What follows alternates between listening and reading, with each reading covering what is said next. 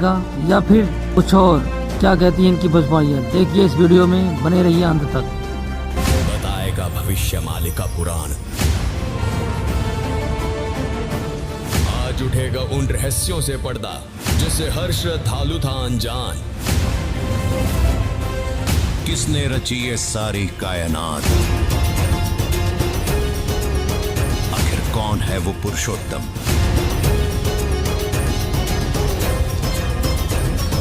किसने बनाया आदम, किसने बनाया महेश?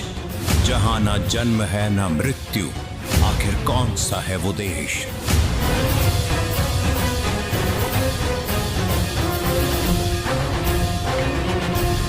कि माता दुर्गा ने अपने तीनों पुत्रों का विवाह करके उनको भिन्न भिन्न लोक देकर उनमें निवास करने की आज्ञा देकर भेज दिया, जिनसे एक ब्रह्मांड में सर्व प्राणी उत्पन्न हुए हैं। इसके पश्चात से ही जन्म मरण तथा अन्य कष्टों का चक्र प्राणियों पर प्रारंभ है। इस काल ब्रह्म के लोक में कोई जीव सुखी नहीं है, हाहाकार मची है।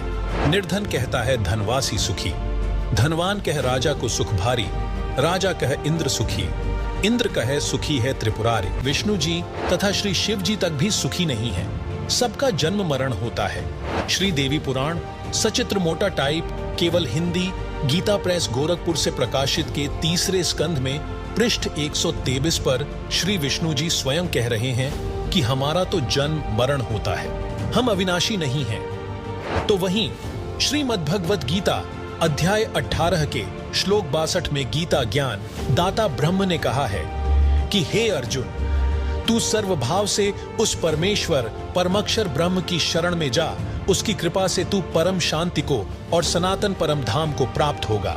वहीं हमारे पवित्र ग्रंथों में पर ब्रह्म अर्थात अक्षर पुरुष का भी जिक्र किया गया है, जो ब्रह्म से अधिक शक्तिशाली दूसरा भगवान है। तो चलिए सृष्टि रचना के इस दूसरे पार्ट में हम सृष्टि रचना से जुड़े कुछ अन्य प्रश्नों के जवाब जानते हैं, जिनके विषय में आध्यात्मिक ज्ञान से जुड़ा प्रत्येक व्यक्ति जानना चाहता है। सवाल नंबर 1, पर ब्रह्म कौन है? उसके लोकों की रचना कैसे हुई? किस प्रकार से अक्षर पुरुष के 7 शंख ब्रह्मांड अस्तित्व में आए? क्या वहां भी काल लोक की तरह ही सृष्टि है? दर्शकों, हमारे पवित्र ग्रंथों में वर्णित पर ब्रह्म या अक्षर पुरुष दूसरा भगवान है। वह केवल 7 शंख ब्रह्मांडों का स्वामी है। जब कबीर साहिब ने अपने पुत्र अचिंत से सृष्टि रचने के लिए कहा था, तो अचिंत ने अपनी शब्द शक्ति से अक्षर पुरुष की उत्पत्ति की और कहा कि मेरी सृष्टि रचना में मदद करना। लेकिन वह सतलोक में बने मानसरोवर में जाकर सो गया, क्योंकि वहां सांसों से शरीर नहीं है। कबीर परमेश्वर ने बताया है कि परब्रह्म ने अपने कार्य में गफलत की, क्योंकि यह मानसरोवर में सो गया, तथा जब परमेश्वर ने उस सरोवर में अंडा छोड़ा तो अक्षर पुरुष ने उसे क्रोध से देखा। इन दोनों अपराधों के कारण परमात्मा ने परब्रह्म को भी 7 शंख ब्रह्मांडों सहित सतलोक से बाहर कर दिया। इसके अलावा अक्षर पुरुष अपने साथी ब्रह्म की विदाई में व्याकुल होकर परमपिता कबीर परमेश्वर की याद भूलकर उसी को याद करने लगा, तथा सोचा कि क्षर पुरुष अर्थात ब्रह्म तो बहुत आनंद मना रहा होगा, वह स्वतंत्र राज्य करेगा। मैं पीछे रह गया तथा अन्य कुछ आत्माएं जो परब्रह्म के साथ 7 शंख ब्रह्मांडों में जन्म मृत्यु का कर्मदंड भोग रही हैं, उन हंस आत्माओं की विदाई की याद में खो गईं, जो ब्रह्म काल के साथ 21 ब्रह्मांडों में फंसी हैं, तथा पूर्ण परमात्मा सुखदायी कबीरदेव की याद भुला दी। परमेश्वर कबीरदेव के बार बार समझाने पर भी उनकी आस्था कम नहीं हुई। वहीं परब्रह्म ने सोचा कि मैं भी अलग स्थान प्राप्त करूं तो अच्छा रहे। यह सोचकर राज्य प्राप्ति की इच्छा से परब्रह्म सारनाम का जाप प्रारंभ कर दिया। इसी प्रकार अन्य आत्माएं जो परब्रह्म के 7 शंख ब्रह्मांडों में फंसी हैं, ने सोचा कि वे जो ब्रह्म के साथ आत्माएं गई हैं, वे तो वहां मौज मस्ती मनाएंगे, हम पीछे रह गए। पर ब्रह्म के मन में यह धारणा बनी कि क्षर पुरुष अलग होकर बहुत सुखी होगा। यह विचार कर परब्रह्म ने अंतरात्मा से भिन्न स्थान प्राप्ति की ठान ली। पर ब्रह्म ने हठ योग नहीं किया, परंतु केवल अलग राज्य प्राप्ति के लिए सहज ध्यान योग विशेष कसक के साथ करता रहा। अलग स्थान प्राप्त करने के लिए पागलों की तरह विचरने लगा, खाना पीना भी त्याग दिया। अन्य कुछ आत्माएं जो पहले काल ब्रह्म के साथ गई आत्माओं के प्रेम में व्याकुल थी, वे अक्षर पुरुष के वैराग्य पर आसक्त होकर उसे चाहने लगी। पूर्ण प्रभु के पूछने पर परब्रह्म ने अलग स्थान मांगा, तथा कुछ हंसात्माओं के लिए भी याचना की। तब कबीरदेव ने कहा कि जो आत्मा आपके साथ स्वेच्छा से जाना चाहे उन्हें भेज देता हूं। पूर्ण प्रभु ने पूछा कि कौन हंस आत्मा परब्रह्म के साथ जाना चाहता है, सहमति व्यक्त करे। बहुत समय उपरांत एक हंस ने स्वीकृति दी। फिर देखा देखी उन सर्व आत्माओं ने भी सहमति व्यक्त कर दी। सर्वप्रथम स्वीकृति देने वाले हंस को स्त्री रूप बनाया, उसका नाम ईश्वरी माया प्रकृति सुरति रखा तथा अन्य आत्माओं को उस ईश्वरी माया में प्रवेश करके अचिंत द्वारा अक्षर पुरुष परब्रह्म के पास भेजा। कई युगों तक दोनों 7 संख ब्रह्मांडों में रहे, परंतु परब्रह्म ने दुर्व्यवहार नहीं किया। ईश्वरी माया की स्वेच्छा से अंगीकार किया तथा अपनी शब्द शक्ति द्वारा नाखूनों से स्त्री इंद्री बनाई। ईश्वरी देवी की सहमति से संतान उत्पन्न की। इसलिए परब्रह्म के लोक 7 संख ब्रह्मांडों में प्राणियों को तप्त शिला का कष्ट नहीं है तथा वहां पशु पक्षी भी ब्रह्मलोक के देवों से अच्छे चरित्र युक्त हैं। आयु भी बहुत लंबी है, परंतु जन्म मृत्यु कर्माधार पर कर्म दंड तथा परिश्रम करके ही उधर पूर्ति होती है। स्वर्ग तथा नरक भी ऐसे ही बने हैं। परमात्मा ने परब्रह्म को 7 संख ब्रह्मांड उसके इच्छा रूपी भक्ति ध्यान अर्थात सहज समाधि विधि से कि उसकी कमाई के प्रतिफल में प्रदान किए तथा सतलोक से भिन्न स्थान पर गोलाकार परिधि में बंद करके 7 संख ब्रह्मांडों सहित अक्षर ब्रह्म व ईश्वरी माया को निष्कासित कर दिया।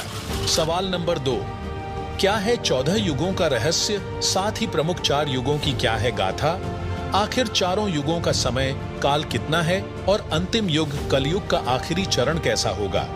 दर्शकों, कबीर सागर में अंबु सागर 3रा अध्याय है, जिसमें 14 तरंग यानी भाग हैं। जैसा कि आपको सृष्टि रचना में बताया कि काल के 21 ब्रह्मांड हैं, उसने 5 ब्रह्मांडों का एक ग्रुप बनाया। ऐसे ऐसे 4 समूह 5-5 ब्रह्मांडों के बनाए हैं। एक ब्रह्मांड भिन्न रखा है जो इन सबके समान क्षेत्रफल वाला है। अब जिन 13 युगों का वर्णन हम कर रहे हैं वह इस ब्रह्मांड जिसमें हम रह रहे हैं इसका नहीं है। वह विवरण 5वें ब्रह्मांड का है जो समूह के मध्य वाला है। 5वें ब्रह्मांड में प्रत्येक ब्रह्मांड के समांतर सृष्टि चलती है। जिस ब्रह्मांड में हम रह रहे हैं इसमें जो परमेश्वर कबीर जी की भक्ति सतनाम तक करते रहे हैं, वे बीच में भक्ति छोड़ गए, गुरुद्रोही नहीं हुए। उनको धोखा देने के लिए काल ब्रह्म उन्हें 5वें मध्य वाले ब्रह्मांड में रोके रखता है। ओम नाम जाप की भक्ति की कमाई तो इसी ब्रह्मांड जिसमें हम रह रहे हैं ब्रह्मलोक में भोगते हैं। पुनः जन्म मरण चक्र में गिर जाते हैं। इसके 4 युग हैं, सतयुग, त्रेता युग, द्वापर युग तथा कलयुग। उस 5वें यानी मध्य वाले ब्रह्मांड में 13 युग होते हैं। वहां पर वे जीव काल ब्रह्म द्वारा भेजे जाते हैं जो सोहम नाम का जाप करते हैं तथा जो केवल सतनाम का जाप करते हैं। सतनाम के जाप के ओम की भक्ति कमाई इस ब्रह्मांड के ब्रह्मलोक में भोगते हैं। दूसरे मंत्र सोह की कमाई इस 5वें ब्रह्मांड में भोगने के लिए भेज दिए जाते हैं। वहां भी एक ब्रह्मलोक है तथा अन्य लोक है। वहां के ब्रह्मलोक में सुख भोगने के पश्चात उनको अन्य द्वीपों में राजा रानी तथा जनता के रूप में जन्म दिया जाता है। फिर वे व्यक्ति वहां भी भक्ति करते हैं। उस 5वें ब्रह्मांड में होने वाले 13 युगों के नाम निम्न हैं: अघासुर युग, बलभद्र युग, द्वंद्व युग, पुरवन युग, अनुमान युग, धीर्यमाल या धीरमाल युग, तारण युग, अखिल युग, विश्व युग, अक्षय तरुण युग, नंदी युग, हिंडोल युग, कंकवत युग। अब जानिए जिस ब्रह्मांड में हम रहते हैं वहां होने चारों युगों का विस्तृत विवरण। पहला सतयुग, इस युग की अवधि 17,28,000 वर्ष है, जिसमें मनुष्य की आयु प्रारंभ में 10 लाख वर्ष होती है, अंत में 1 लाख वर्ष होती है। तो वहीं मनुष्य की ऊंचाई 21 हाथ यानी लगभग 100 से 150 फुट होती है। दूसरा त्रेता। सारा दिन मीटिंग्स करते रहोगे तो ट्रेड कब करोगे? अरे चिल, हम जैसे ट्रेडर्स के लिए ग्रो है ना। मैंने युग, इस युग की अवधि 12,96,000 वर्ष होती है, जिसमें मनुष्य की आयु प्रारंभ में 1 लाख वर्ष होती है, अंत में 10,000 वर्ष होती है। वहीं मनुष्य की ऊंचाई 14 हाथ यानी लगभग 70 से 90 फुट होती है। द्वापर युग, इस युग की अवधि 8,64,000 वर्ष होती है, जिसमें मनुष्य की आयु 10,000 प्रारंभ में होती है और अंत में 1,000 रह जाती है। वहीं मनुष्य की ऊंचाई 7 हाथ यानी 40 से 50 फुट होती है। कलयुग इस अंतिम युग की अवधि 4,32,000 वर्ष होती है, जिसमें मनुष्य की आयु 1,000 वर्ष से प्रारंभ होती है, अंत में 20 वर्ष रह जाती है तथा ऊंचाई 3.5 हाथ यानी 10 फुट होती है, अंत में 3 फुट रह जाती है। अब सुनिए संत रामपाल जी महाराज के मुखारबिंद से सत्संग और जानिए कलयुग के अंत में क्या होगा। 10वां अवतार और आवेगा, निकलंक नाम तय, कलयुग के एंड में, कलयुग के अंत में। और उस समय ये कृतघ्नी प्राणी हो जाएंगे, सभी भक्ति से दूर होंगे, व्यभिचारी, मांसाहारी और जालिम जुल्म बेहया, कोई शर्म नहीं रहेगी, कोई लाज नहीं रहेगी, खोद करा करेंगे, कच्चा आहार करा करेंगे। एंड ऑफ द कलयुग में जमीन उपजाऊ नहीं रहेगी, 4.5 फुट तक जमीन का उपजाऊ अंश खत्म हो जाएगा, यानी 3 हाथ लगभग 4.5 फुट तक उपजाऊ अंश जमीन का समाप्त हो जाएगा। कोई भी फलदार वृक्ष नहीं उगेंगे, ना कोई फसल होया करेगी और वर्षा नहीं होया करेगी। प्रदूषण इतना हो जाएगा कि वर्षा ऐसे होगी जैसे ओस गिरा करे, और सभी प्राणी कच्चा ही गोश्त मांस खाया करेंगे। उस समय लास्ट ऑफ द कलयुग, एंड ऑफ द कलयुग में, कलयुग के अंत में 20 वर्ष की आयु मनुष्य की रह जाएगी, मानव की। और उसमें से 5 खंड बताए हैं सूक्ष्म वेद में, यानी 15 वर्ष की आयु में जन्म भी हो लेगा, जवान भी हो लेगा और गर्भारी भी हो लेगा और मृत्यु को भी प्राप्त हो लेगा। 5 वर्ष की लड़की को संतान होनी प्रारंभ हो जाया करेगी और सभी प्राणी बहुत ठगने से हो जाएंगे, 1.5-2 फुट के आसपास इनका कद रह जाओ। उस समय ये कृतघ्नी प्राणी इतने हो जाएंगे, बहुत घने। उस समय कुछ एक पुण्यात्मा रहेंगी जो तब भी भगवान से डरने वाली होंगी। वो होंगे ऐसे ही, मांसाहारी भी होंगे, लेकिन जगह भगवान की अवश्य होगी। वो कौन होंगे? जो अब इस कलयुग में, अब ये भगवान का मार्ग हजारों वर्षों तक चलेगा। जो पुण्यात्मा इस मार्ग पर लगेंगी, भक्ति करेंगी और आजीवन मर्यादा में रहे, वो तो सतलोक चले जाएंगे। और जो जिनके पैर फिसल गए, नहीं पार हो पाए, वो फिर ऐसे इस कलयुग में मनुष्य के जन्म प्राप्त करते रहेंगे। इतने दयालु हैं ये परमात्मा। लेकिन मनुष्य जीवन में कौन सा ये प्राणी सुखी होगा? तो उस समय क्या होगा कि निकलंक नाम का एक अवतार आवेगा। वो कौन होगा? राजा हरिश्चंद्र की आत्मा होगी। राजा हरिश्चंद्र जी जो सतयुग में एक महान आत्मा सुप्रसिद्ध हुए, ऐसे दानवीर थे, ऐसे धर्मात्मा थे, ऐसे सत्यवादी थे कि उन्होंने अपने वचन के ऊपर राज त्याग दिया था। अपनी पत्नी को भी बेच दिया, अपने आप को भी बेच दिया, अपने सत्य की रक्षा की। महाप्रलय क्या है? कितनी महाप्रलय होती है? क्या महाप्रलयों के अंतर्गत संपूर्ण सृष्टि व सर्व ब्रह्मांडों का भी विनाश होता है? दर्शकों, महाप्रलय का अर्थ है बड़ी विनाशकारी घटना। हिंदू धर्म ग्रंथों में महाप्रलय को सृष्टि के चक्र का अंत माना जाता है, जहां ब्रह्मांड का विनाश हो जाता है। महाप्रलय 3 प्रकार की होती है। एक तो काल ज्योति निरंजन करता है। महाकल्प के अंत में जिस समय ब्रह्मा जी की रात्रि 1000 चतुर्युग की होती है तथा इतना ही दिन होता है।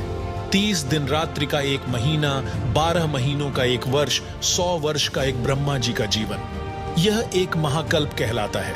दूसरी महाप्रलय 7 ब्रह्मा जी की मृत्यु के बाद एक विष्णु जी की मृत्यु होती है। 7 विष्णु जी की मृत्यु के उपरांत एक शिव की मृत्यु होती है। इसे दिव्य महाकल्प कहते हैं। उसमें ब्रह्मा, विष्णु, शिव सहित इनके लोकों के प्राणी तथा स्वर्ग लोक, पाताल लोक, मृत्यु लोक आदि में अन्य रचना तथा उनके प्राणी नष्ट हो जाते हैं। उस समय केवल ब्रह्मलोक बचता है, जिसमें यह काल, ज्योति निरंजन तथा दुर्गा 3 रूपों महाब्रह्मा, महासावित्री महाविष्णु, महालक्ष्मी और महाशिव अर्थात सदाशिव महादेवी पार्वती के रूप में 3 लोक बनाकर रहते हैं। इसी ब्रह्मलोक में एक महास्वर्ग बना है, उसमें चौथी मुक्ति प्राप्त प्राणी रहते हैं। तीसरी महाप्रलय एक ब्रह्मांड में 70,000 बार त्रिलोकीय शिव यानी काल के तमोगुण पुत्र की मृत्यु हो जाती है। तब एक ब्रह्मांड की प्रलय होती है तथा ब्रह्मलोक में 3 स्थानों पर रहने वाला काल महाशिव अपना महाशिव वाला शरीर भी त्याग देता है। इस प्रकार यह एक ब्रह्मांड की प्रलय अर्थात तीसरी महाप्रलय हुई तथा उस समय एक ब्रह्मलोकीय शिव काल की मृत्यु हुई तथा 70,000 त्रिलोकीय शिव काल के पुत्र की मृत्यु हुई अर्थात एक ब्रह्मांड में बने ब्रह्मलोक सहित सर्वलोकों के प्राणी विनाश में आते हैं। इस समय को परब्रह्म अर्थात अक्षर पुरुष का एक युग कहते हैं। इस प्रकार गीता अध्याय 8 श्लोक 16 का भावार्थ समझना चाहिए। अब जानिए ब्रह्मा, विष्णु, शिव, ब्रह्म और परब्रह्म की आयु।